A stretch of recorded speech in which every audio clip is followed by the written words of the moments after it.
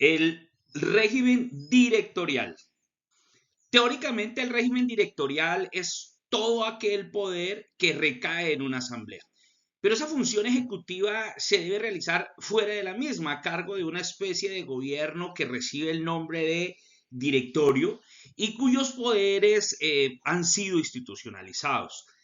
Digamos que, si bien es cierto, se depende de esa asamblea, este directorio es investido por la asamblea, por lo que podríamos considerar la existencia de algún rasgo típico de ese régimen parlamentario.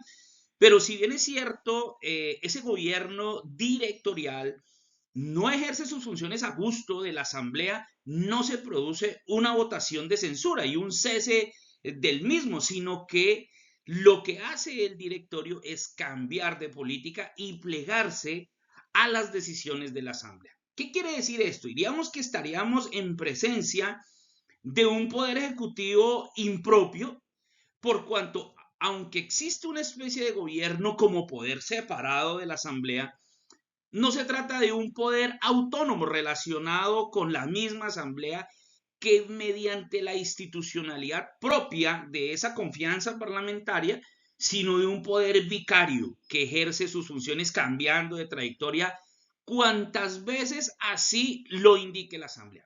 Un ejemplo de este gobierno directorial, por ejemplo, es Suiza.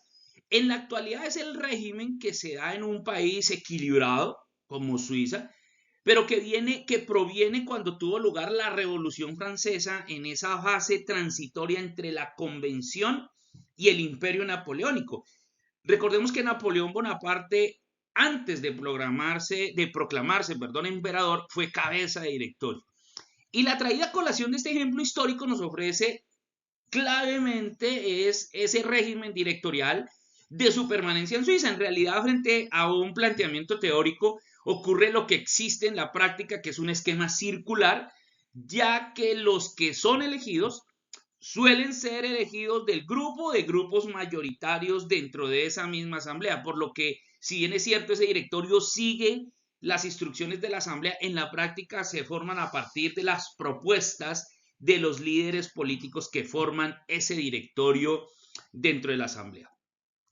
Este gobierno directorial establece sus criterios y la asamblea los asume, pero digamos que ciertamente es un esquema formal que produce un ejercicio ejecutivo, eso sí, desprovisto de lo que corresponde a un gobierno de un régimen parlamentario. Son dos cosas totalmente distintas.